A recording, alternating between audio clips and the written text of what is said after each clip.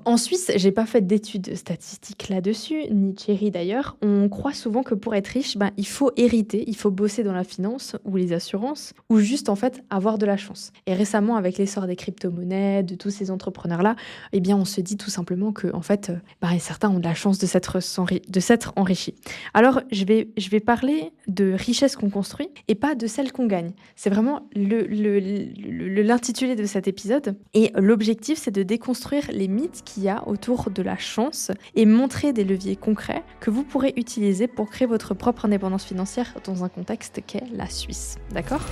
Tout d'abord, bienvenue sur Coach ton budget et business, le podcast dédié à la thune, à l'ambition, à la réalisation de ses rêves, mais aussi au marketing et à l'entrepreneuriat en Suisse particulièrement. Je suis Janice, formatrice en marketing et business, mais aussi créatrice de contenu dans la finance personnelle. Dans ce podcast, on parle d'argent pour s'éduquer, apprendre à gérer, comment réaliser nos projets de vie avec. Si tu es nouvelle ou nouveau, abonne-toi pour ne manquer aucun épisode, ils sont pépites et très importants. Mets une note à ce podcast si tu l'aimes, et puis si tu l'aimes encore plus, tu peux t'abonner à la newsletter et tu l'auras dans ta boîte mail directement toutes les semaines. Le podcast est disponible sur YouTube, sur Spotify, sur Apple Music, vraiment partout.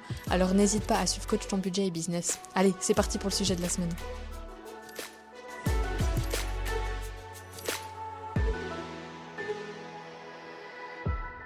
Alors, comme je vous l'ai dit dans l'intro, je ne voulais pas forcément repartir sur mon parcours parce qu'en fait, je l'ai tellement raconté, on m'a tellement demandé de venir raconter mon parcours, ce que j'ai fait, etc. Bien entendu, la Suisse entière ne connaît pas mon parcours, on est tout à fait d'accord, mais je me suis dit qu'il fallait donner un peu une autre vision des choses que je peux vous apporter pour peut-être qui peut vous aider en fait une autre pédagogie autour de cette approche. Donc déjà pour vous donner un petit peu de contexte, comme vous le savez peut-être, je suis arrivée en Suisse avec rien. Je n'ai pas une famille qui a de l'argent, bien au contraire. J'ai plutôt vécu dans la précarité, j'ai fait tout un épisode là-dessus où j'étais à deux doigts de chialer pour vous expliquer. Et du coup, quand je suis arrivée en Suisse, j'avais rien, j'ai dû trouver un travail. Et en fait, toutes ces années, toute ma vingtaine, ça a été trouver de l'argent pour vivre, d'accord ?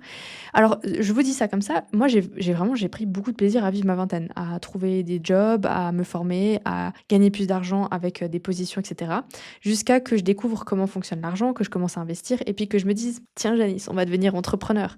Et vraiment, c'est à ce moment-là que mes finances, en fait, ma richesse a décollé parce que je suis devenue, en fait, beaucoup plus... Alors, on parle de richesse matérielle, j'en possède pas trop, hein. Vous pouvez venir cambrioler chez moi, il n'y a rien.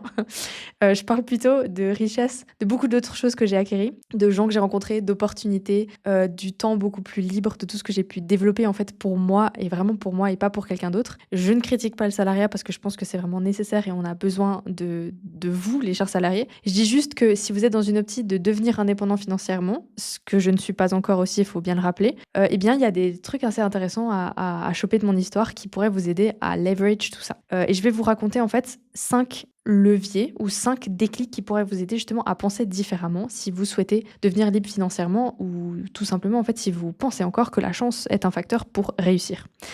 Alors, juste avant, en fait, je voulais raconter une petite histoire, c'est que quand je discute avec mon amie et entrepreneur Cindy de Graphic Media, elle me dit souvent il y a quand même un facteur chance. En fait, je suis d'accord, il y a quand même un facteur chance.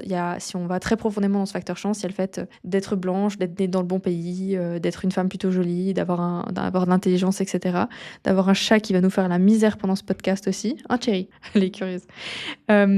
Bref, il y a tout ça qui joue un facteur chance. On est d'accord. Mais en dehors de ça, il y a d'autres choses à utiliser et je veux que vous arrêtiez d'utiliser la victimisation et que vous commencez à penser en termes de levier qui pourraient vous aider à atteindre la vie que vous souhaitez avoir.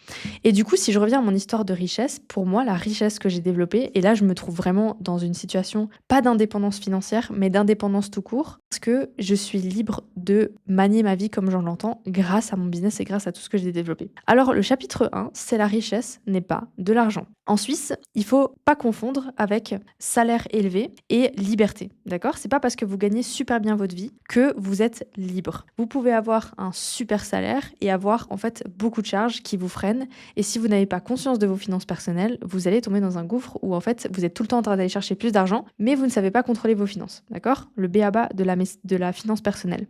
La richesse, du coup, dans ce sens-là, c'est pas ce que vous allez dépenser, c'est ce que vous allez garder et ce qui va travailler pour vous. Donc typiquement, la base de la base qu'on pourrait dire, c'est investir dans un troisième pilier qui est un actif très stratégique tant au niveau fiscal qu'au niveau épargne, parce que vous pouvez pas y toucher. Moi, c'est comme ça que j'ai commencé, ce qui m'a permis de mettre de l'argent de côté, alors que j'étais incapable de le faire parce que je piochais sans arrêt dedans.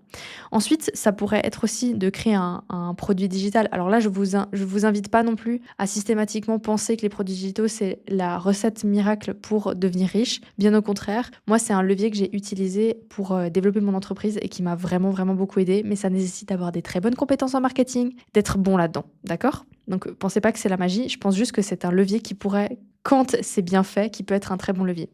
Et ensuite, on peut parler plus loin.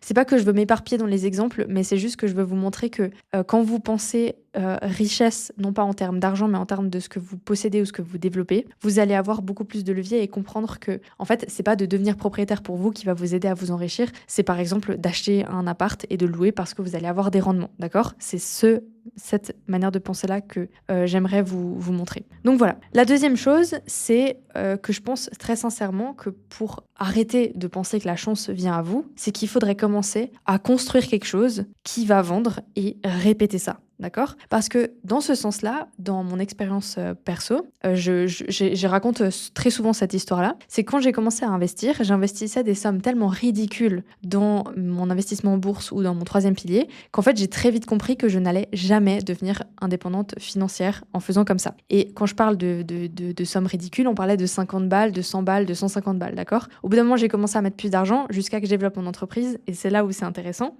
C'est qu'en fait, j'ai appris à construire des choses que je pouvais vendre. Et construire des choses, ça peut être digital, ça peut être avoir un produit, ça peut être n'importe quoi. Parce que tout le reste, vous allez pouvoir le déléguer. Tout le reste, construire et vendre, tout ce qui tourne autour de ça, si c'est pas vous l'inventeur, des autres gens pourront le faire. Donc vous, à partir du moment où vous avez construit un système et que vous pouvez le vendre, que vous savez le vendre et que vous répétez ça, vous allez répéter des systèmes qui vous font gagner de l'argent. Je sais pas si c'est assez clair ce que je veux dire. Donc vous, ce que vous allez faire, c'est construire un service, une méthode, une compétence, et vous allez le vendre à un marché local, surtout en Suisse où on a besoin de certaines compétences qu'on peut pas forcément trouver ailleurs parce que on a des spécificités suisses qui nécessitent des gens qui connaissent très bien le marché.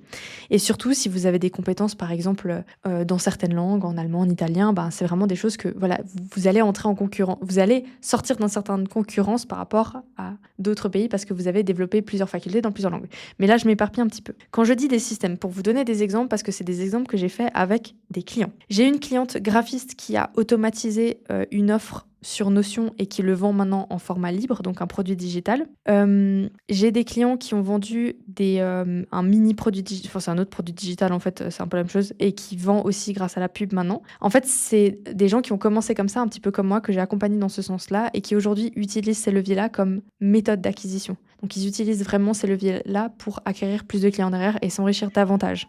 Par exemple, un autre client que j'ai aidé, c'était plutôt sur Zapier. On a mis en place, alors là avec un consultant, qui l'a aidé à mettre en place parce qu'il était très nul au début avec Zapier, on a mis en place des automatisations pour faire tout ce qui était relance, et ça lui a libéré tellement de temps qu'il m'a dit: Janice, c'est un truc de fou, maintenant je peux développer encore plus de choses. Et en fait, il est en train de développer des nouvelles offres qui vont lui permettre de gagner plus d'argent. Donc voilà. En fait, je pense très sincèrement que quand vous savez construire des choses, des services, des méthodes, que vous savez les vendre, vous allez vous permettre d'acquérir tellement c'est pas la manière dont je voulais le dire. Vous allez avoir tellement d'opportunités de construire et de vous enrichir parce que vous avez construit des systèmes qui vraiment apportent une solution sur le marché. Ça, je dis tout le temps à mes clients. Juste développer un truc, ça sert à rien. Il faut vraiment développer quelque chose qui va vous permettre, qui va apporter une plus-value sur le marché. Sinon, vous êtes du vent dans le vent. Sachant qu'aujourd'hui, tout le monde veut faire des trucs comme ça, vous allez être du vent dans le vent. Une fois que vous savez construire et vendre, pour moi, il faut utiliser des leviers, du savoir et de la constance. Alors, j'ai résumé ça parce que pour moi, ce sont 3 leviers qui vont vous permettre d'aller plus loin avec ce que vous avez fait dans le chapitre 2.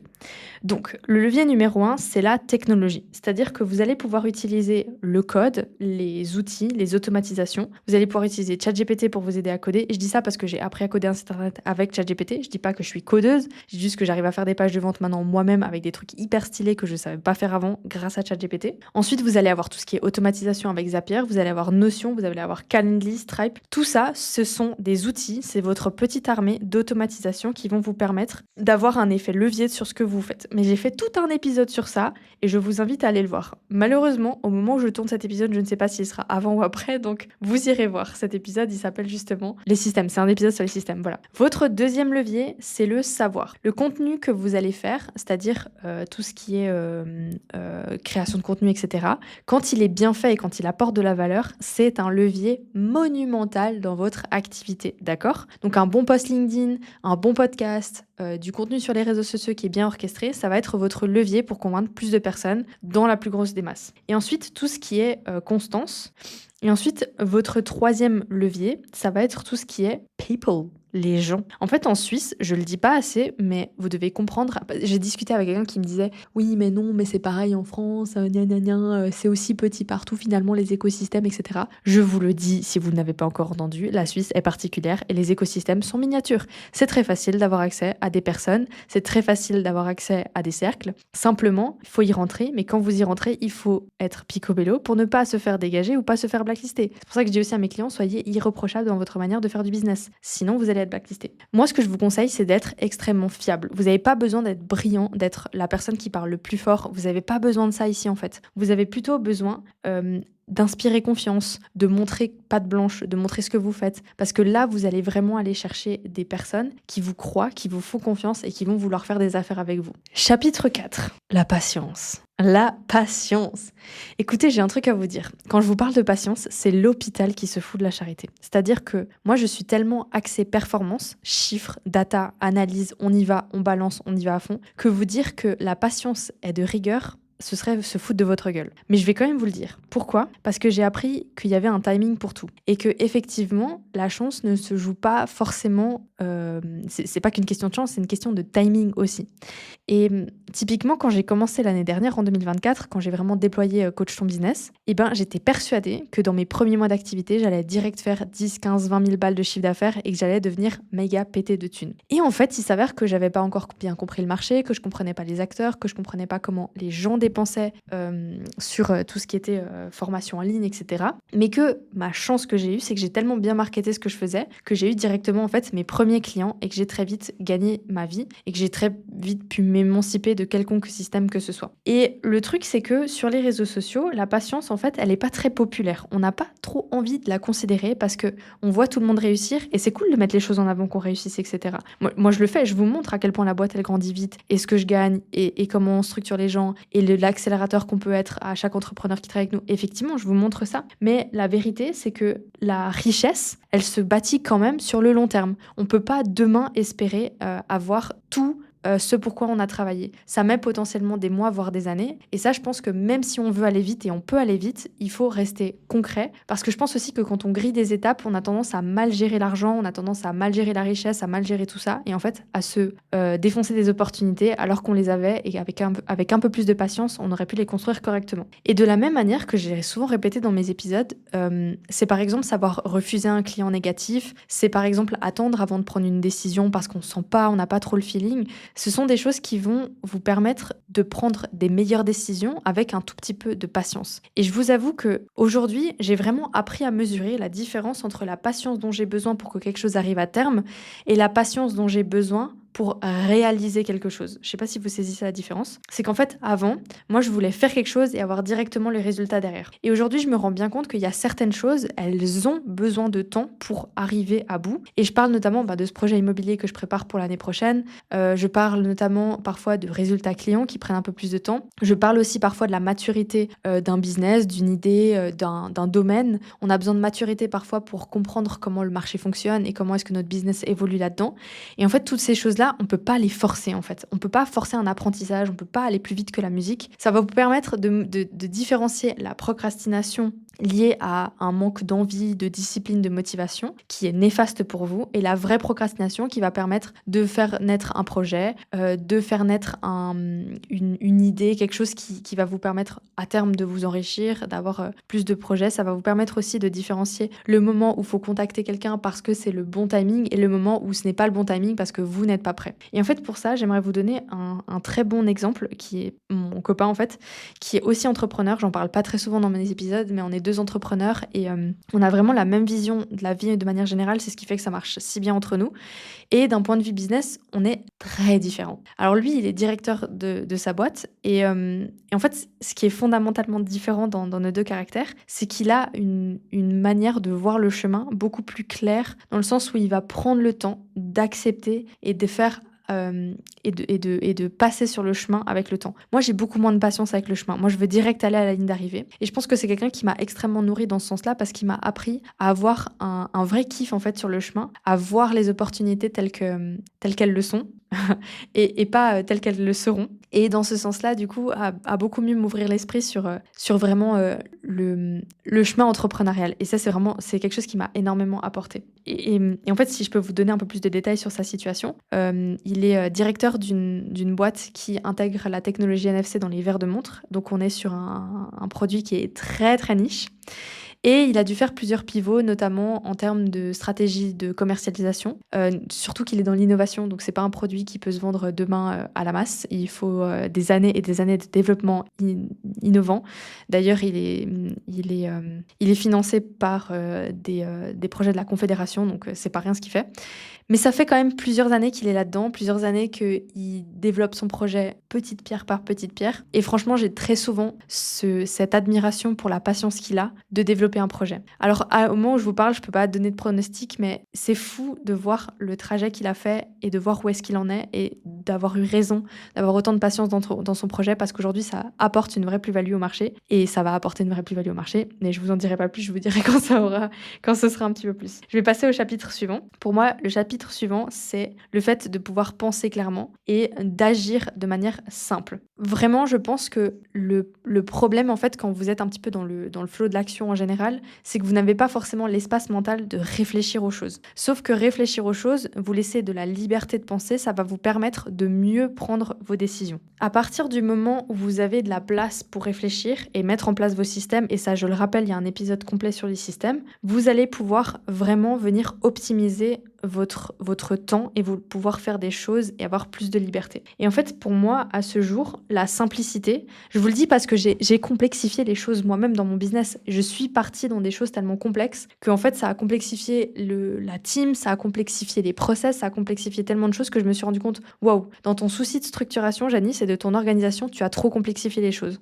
Et aujourd'hui, je me rends compte que plus on simplifie, moins on fait de choses. C'est-à-dire d'ailleurs, c'est un autre point que j'aimerais vous dire, plus on se focalise sur certains espaces que l'on a pour ça, plus vous allez avoir un rendement caché qui va sortir et qui va vous permettre de gagner énormément de temps pour développer des nouvelles choses, pour apprendre et du coup pour développer cette richesse dont je vous parle, d'accord? Et en fait, dans ce sens-là, je reviens toujours à l'épisode du système que j'ai fait parce que j'en parle en long, en large et en travers. Moi, j'ai passé mon temps en fait en développant mon business à faire en sorte qu'il me prenne le moins de temps possible pour développer des nouvelles choses. Et ça rejoint le point où je vous expliquais la patience. C'est un manque de patience parce que finalement, j'ai développé tout ça pour que ça tourne tout seul, pour que moi, en tant qu'humain, je puisse aller faire d'autres choses. Alors, le contre-coup de tout ça, c'est que, en fait, in fine, je travaille sans arrêt. Je fais toujours plus de choses, je développe toujours plus de choses. Je m'enrichis, certes, ça va m'aider à atteindre mes objectifs en termes de projets immobiliers l'année prochaine, mais c'est un marathon sans fin pour moi. Et je vous le dis en toute transparence parce que c'est ça ce que j'aime. C'est ce que j'aime. J'aime travailler, j'aime développer des choses, j'aime que la team grandisse, j'aime que le business se développe. C'est comme ça que j'aime les choses. Et je vais pas m'en cacher, en fait. Simplement, j'ai fait en sorte de pouvoir me permettre de le faire tout en gardant la tête sur les épaules et en ne devenant pas dingo lastico de tout ce que j'ai à faire avec une équipe qui a la charge nécessaire qu'elle a par rapport au temps de travail qu'elle a. Parce que s'il y a quelqu'un que je peux surcharger, c'est moi, mais je ne veux pas surcharger les autres. Donc voilà, ça c'est important.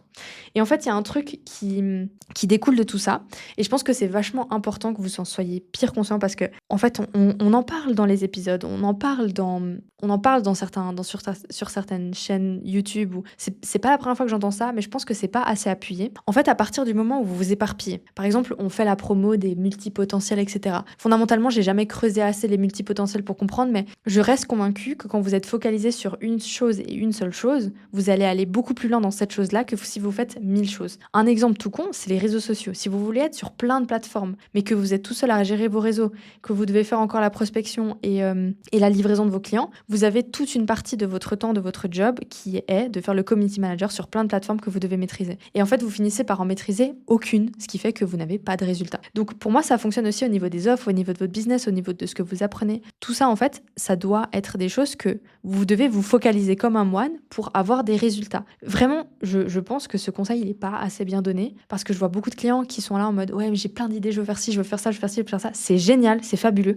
mais mettez-les dans une boîte à idées pour que vous puissiez après les utiliser si jamais il y a une opportunité dans votre business de développer davantage d'offres. J'espère qu'on arrive sur la fin en fait et j'ai fait un format un peu différent. C'était vraiment pour varier en fait ce que j'aimerais vous apporter en termes de contenu, en termes de manière de voir les choses. Parce qu'en fait, je pourrais vous les dire de manière ultra pédagogique et vous dire fais ci, fais ça, fais ci, fais ça, fais ci, fais ça. Mais en fait, à force de vous le répéter, déjà le contenu tourne en rond et surtout, j'ai l'impression que ça peut vous procurer des déclics un peu différents.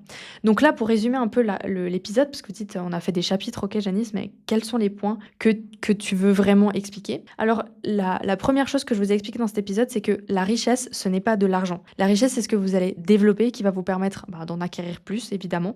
Mais c'est aussi ce qui va vous permettre de libérer du temps. Parce que le temps, c'est de la richesse. Le temps, c'est de la richesse pour vous développer, mais c'est aussi de la richesse pour développer davantage de choses. Et moi, c'est vraiment un levier que j'utilise. Ensuite, je pense que la deuxième chose, c'est d'apprendre vraiment à construire et vendre quelque chose, parce que c'est ça qui va vous permettre d'amplifier ce que vous vendez en termes de richesse.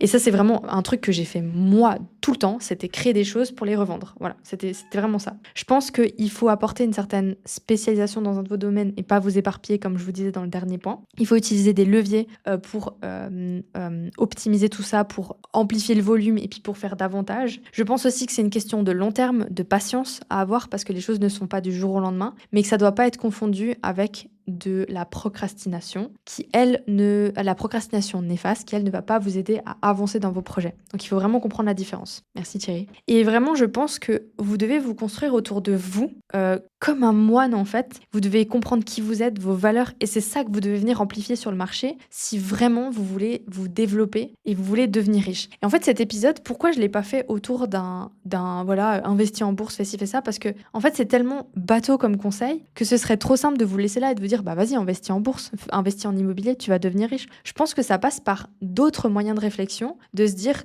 comment est-ce que je deviens riche? Comment j'ai envie de devenir riche? Est-ce que c'est en développant un business? Est-ce que c'est en investissant? Est-ce que c'est en me focalisant sur mon savoir? Est-ce que c'est en utilisant des leviers? Est-ce que c'est... Il y a tellement de manières. Et la manière dont je l'ai structuré, ça correspond à ce que moi j'ai fait pour aujourd'hui atteindre une certaine fortune qui me permet d'être... franchement, je le dis, je me sens riche en fait. Je me sens riche parce que je peux libérer du temps comme je veux. J'ai une équipe qui est formidable. J'ai un business qui fonctionne, qui tourne très bien, avec qui on accompagne vraiment beaucoup d'entrepreneurs en Suisse spécifiquement.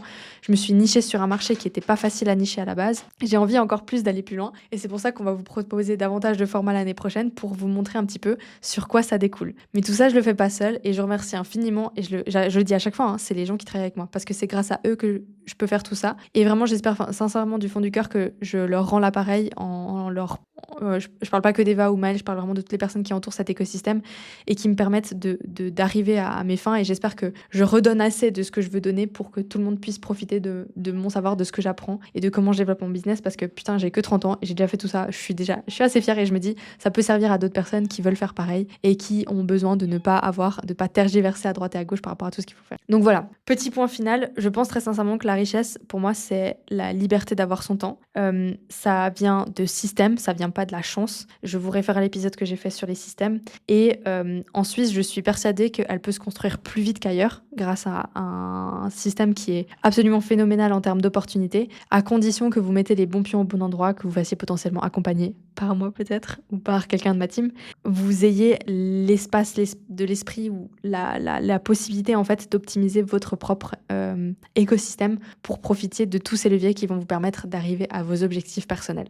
Si vous avez aimé cet épisode, n'hésitez pas à le partager à quelqu'un qui en a besoin, qui a besoin de comprendre un peu tout ça. En attendant, moi je vous retrouve la semaine prochaine pour un épisode de 15 minutes rentables. Je pense que vous n'avez pas besoin d'héritage, de miser sur la bonne crypto-monnaie ou d'avoir un gros coup de bol. Je pense que vraiment vous pouvez utiliser pas mal de leviers pour vous développer. C'est ce que je fais, c'est ce que j'ai fait. Je trouve ça passionnant et j'adore vous transmettre tout ça grâce à ce podcast. Alors je vous dis à tout bientôt pour un prochain épisode et je vous souhaite tout de bon dans votre chemin vers la richesse.